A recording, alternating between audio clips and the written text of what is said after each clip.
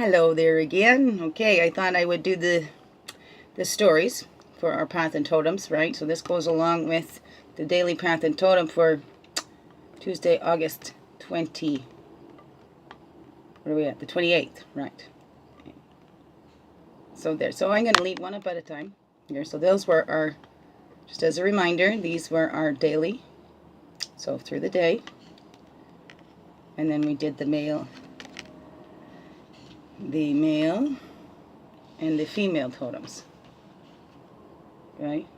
To balance our energies today, to balance our male and female energies, right? Open and receptive. Remember, it's that retreating and releasing and integrating, right? Taking that time to not just jump into action.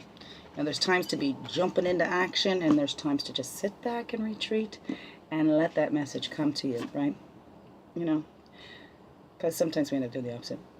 Okay, so I'm going to read this story for Heyokah, because I've already given you what came through me this morning. So my boys are still not up yet, so I have a little bit of time here. So my girl's eating her breakfast.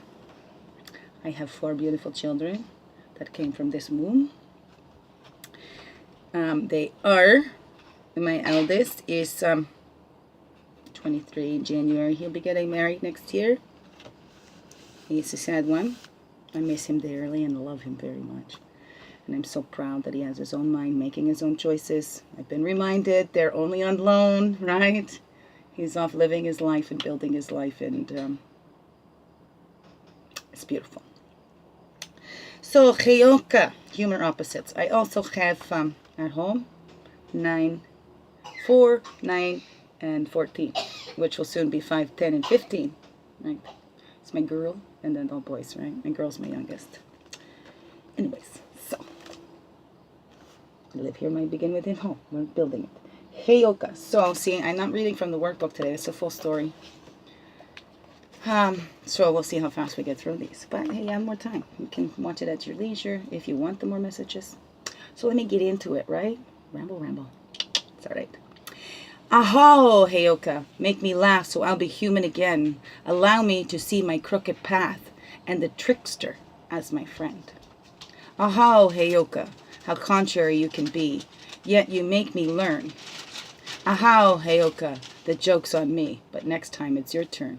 Oh, I see a little thing here. Ariana, come here for a second. Just say hi. Hello. Hello. Thank you.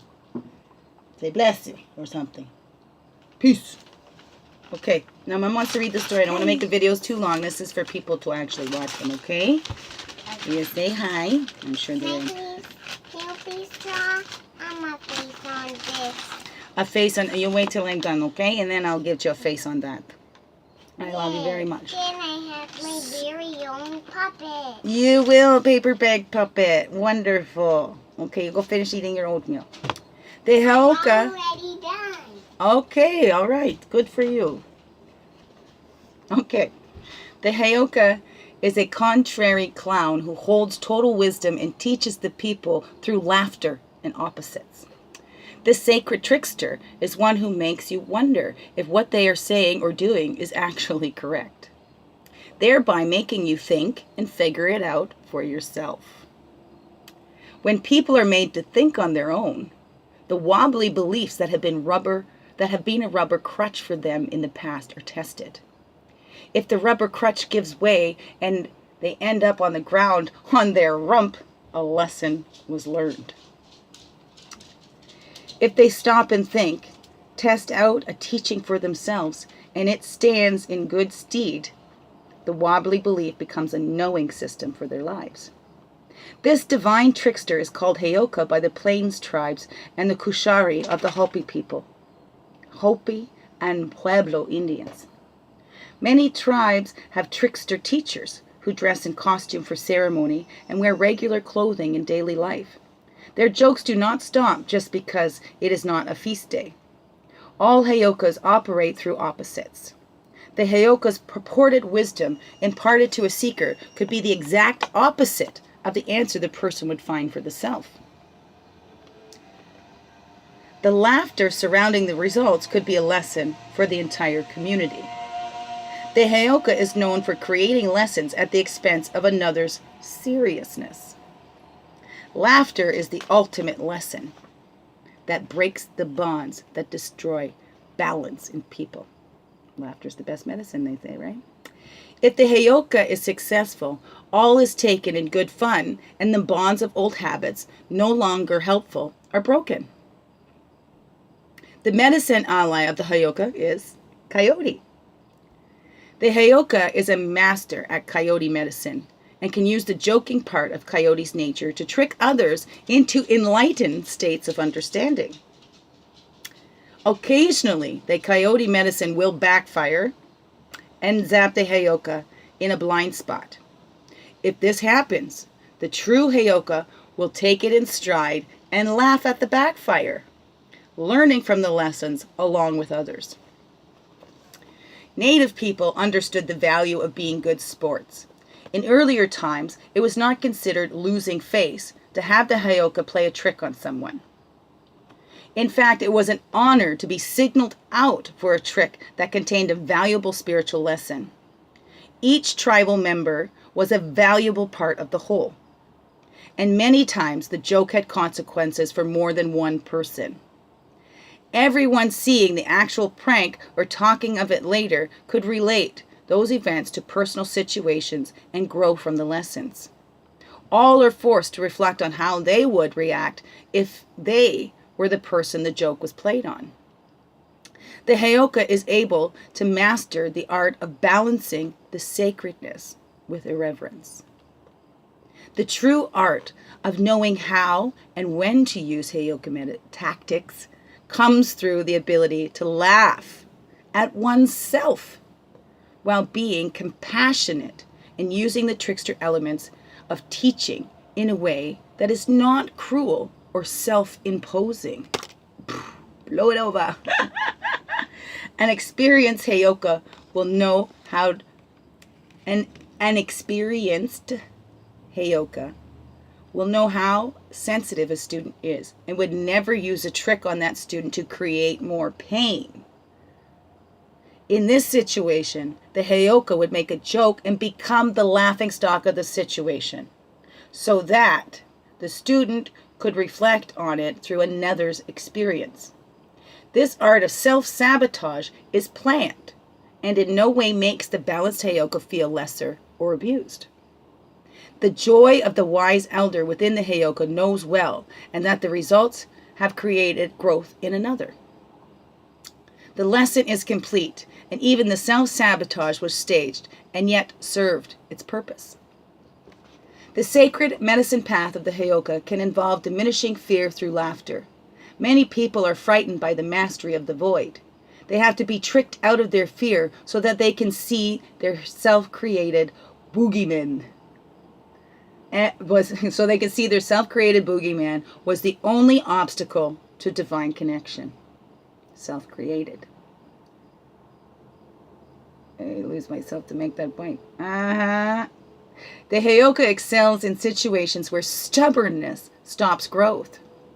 If a Heyokah knows that someone is stubborn and has to do it his way, the trickster will tell him to do the exact opposite. Many days later, we might find the Heyokah alone in the lodge, giggling at the wondrous medicine story moving through the camp. The stubborn person had done exactly what the Heyokah said not to do, and had a mystical experience that was life-changing. Only the Heyokah knew that due to the stubborn's refusal to be guided, the trick had worked, and spiritual growth ensued. Since the magical coyote is the divine trickster's ally, all of the antics of coyote are suspect. When a hunter tracks a coyote, the trail will double back on itself many times and can fool even the most experienced tracker to the point of total frustration. Anyone trying to guess a Heyokah's next move can likewise become befuddled. Coyote teaches two-leggeds to find joy in their own foolishness. When the Heyokah calls upon Coyote to assist him in keeping prying eyes off his trail, Coyote will assist in a multitude of ways. This goes on to her first Coyote lesson. Actually, it's kind of funny. so I'm going to share it. So this is Jamie Sands when she's learning. I learned my first coyote lesson in Mexico when Joaquin, my medicine teacher, wanted me to see how ridiculous my seriousness had become. We spent one whole day gathering dried cow dung, rabbit pellets, coyote, dog, and owl waste, and carefully placing each in an old tin bucket. The next day we spent mixing all of it together, crushing each part into powder, and slowly adding water to make a paste. After this was completed, I was told to mark a circle in the earth with string and a stick, making sure that the circle was perfectly round. Then Joaquin told me to fill the tiny groove in the soil with all of the paste I had made from all of the feces. I was very careful to make a perfect circle and not to let any of the circle be crooked. Joaquin praised my work and how careful I had been during the 2-day process. He then told me to enter the circle and sit in the center until I understood the value of the lesson. Catching on here? Thinking? You know what's coming? I sat there for at least 3 hours, thinking this was maybe this was a way to contact the power animals. Finally, Coyote came into my consciousness, took one look at me, and rolled on the ground in side-splitting laughter. Coyote was laughing so hard he could not speak. I was fascinated while still sitting in my own circle of poop. Serious as ever. In between his guffaws, Coyote spit out the words that taught me my lesson. For the past 3 days, you've been examining other people's shit. He screamed. Now you've surrounded yourself with it and you're so serious you can't even see how ridiculous you look. I started to laugh at myself as I imagined how Joaquin must be rolling in hysterics at the joke he had played on me. I wondered how he could have kept a straight face for 2 days. It finally came to me that I had spent the previous days worrying about the problems of others. All of these worries had left me, in effect, sitting in a circle of other people's mental garbage. The lesson hit me hard, and I laughed until I was aching with no breath and tears ran down my face. It has taken me many years to master the lesson, and I still get stuck in the drama of others at times. Joaquin was an excellent teacher, and even now he will come to me in spirit and break my seriousness with more Heyokah antics. The primary lesson of Heyokah tricks us into revelations rather than giving us the answers. Heyokah is needed when we refuse to allow ourselves alternatives. The view will always expand if we use the divine medicine of laughter. Nothing is beyond repair. We may need to use comedy to crack a smile so we can reclaim our sacred space. Heyokah medicine can be called upon through Coyote. Remember that the divine trickster is the perfect integration, and look at that, integration of all things wise and foolish, sacred and irreverent. When we ask for those lessons, we need to be prepared for adventure. We need to be willing to laugh and to have others laugh with us. We will have achieved the ultimate union of opposites when we learn to celebrate more than we mourn. Learn to celebrate more than we mourn. That's being grateful for what we got, right? It's recognizing those blessings in our lives. The time has come to laugh and reclaim our divine right to find pleasure in the sacredness of being human. We signed up for it, right? So the application, you can how to apply this today. If the trickster has appeared on your horizon, you are in for a barrel of laughs. You may be doing exactly the opposite. Oh my God, I'm getting chills. Angel bumps, as Corinne Grillo calls them. Love her.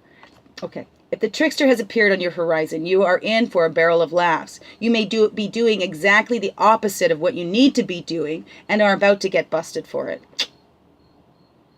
Stop leaking your creative energy on other people's problems or high drama. Stop being so serious and crack a smile, or Coyote will dog up your dreams. Will dog your dreams. Remember that some days you are the fire plug and some days you are the dog. That goes for everyone. So don't let getting pooped on get you down. Learning through laughter or opposites can be fun. The keynote to the Heyokah card is to lighten up and start balancing sacredness with irreverence. If you are just being stubborn, it may be time to create a contrary lesson that will force you to crack a smile, or trick you into getting into the crack in the universe to find out what's really important. Beautiful. Okay, so let's jump right into deer. Okay, and then maybe I'll do the 2 cards, just 2 cards in a story, because then my time will go too long. So this is the daily totem for today, and then we'll get into the other ones. Not all the stories are as long, some are longer than others, but we'll definitely share deer now. The 2 together. I'll do path and totem in one video. How about that? Because yeah, looks like it goes a little bit longer. 4 is what I'm looking for here. 4, 4, 4. 4, 4, 4, 4. We're looking for the 4. There's the 4. There we go. 4. Dear gentleness. Dear, dear, dear. Bambi, you sweet thing. Dear, so gentle and loving you are. The flower of kindness and embrace from afar. Sending lots of hugs to all who need it. Okay? It's always there when we need it. We can call those in. We have those angelic arms, right? So, one day, Fawn heard Great Spirit calling to her from the top of Sacred Mountain. Fawn immediately started up the trail. She didn't know that a horrible demon guarded the way to Great Spirit's lodge. The demon was trying to keep all the beings of creation from connecting to Great Spirit. He wanted all of Great Spirit's creatures to feel that Great Spirit didn't want to be disturbed. This would make the demon feel powerful and capable of causing them to fear him. Fawn was not at all frightened when she came upon the demon. This was curious, as the demon was the archetype of all the ugly monsters that have ever been. The demon breathed fire and smoke and made disgusting sounds to frighten Fawn. Any normal creature would have fled or died on the spot from fright. Fawn, however, said gently to the demon, "Please let me pass. I'm on my way to see Great Spirit." Fawn's eyes were filled with love and compassion for the oversized bully of a demon. The demon was astounded by Fawn's lack of fear. No matter how he tried, he could not frighten Fawn because her love had penetrated his hardened, ugly heart. Much to Demon's dismay, his rock-hard heart began to melt, and his body shrank to the size of a walnut. Fawn's persistent love and gentleness and caring... Fawn's persistent love and gentleness had caused the meltdown of the demon. Due to this gentleness and caring the Fawn embodied, the pathway is now clear for all Great Spirit's children to reach Sacred Mountain without having to feel the demons of fear blocking their way. We can call on deer, right? We can laugh at ourselves, how we fooled ourselves. There's nothing to fear. We can't lose that connection. We cannot be disconnected. It's us. It's in us. There's, if there's ever an impossible, it's impossible to disconnect from Great Spirit. I believe that to be absolute truth. To each his own. Deer teaches us to use the power of gentleness to touch the hearts and minds of wounded beings who are trying to keep us from Sacred Mountain. Like the dappling of Fawn's coat, both the light and the dark may be loved to create gentleness and safety for those who are seeking peace. Yeah. Peace and retreat, right? In their male energies. If deer has gently nudged its way into your cards today, you're being asked to find the gentleness of spirit that heals all wounds. Stop pushing so hard to get others to change and love them as they are. Apply gentleness to your present situations, including yourself, right? Love yourself as you are and become like the summer breeze and warm caring. This is your tool for solving the present dilemma you are facing. If you use it, you will connect with Sacred Mountain, your centering place of serenity, and Great Spirit will guide you. In the contrary, so deer in the contrary position indicates that you're courting your fear by fighting the internal demons of negative ideas. This is a clue that force is not always the best method. You may not be willing to love yourself enough to feel your fears and let them go. Feel them to let them go. You need to feel to heal. You may be projecting your fears on others. It may also be others whom you fear, reminding you of a time when you reacted to life in much the same manner. Reflections. At any rate, love is the key. The only true balance to power is the love and compassion of deer. Be willing to find things to love about yourself and others, and your demons will melt away. Your fears cannot exist in the same place that gentleness and love abide. Remember, Fawn can teach you many lessons about unconditional love. In its true application, unconditional love means that no strings are attached. The gentleness of Fawn is the heart space of Great Spirit, which embodies his or her love for us all. No exceptions. We are all loved completely, unconditionally. Okay, I'll do the male and female in another video because we're already on 22. So, hope you enjoyed those stories. Let me know. Like, subscribe, and share. Have a wonderful day.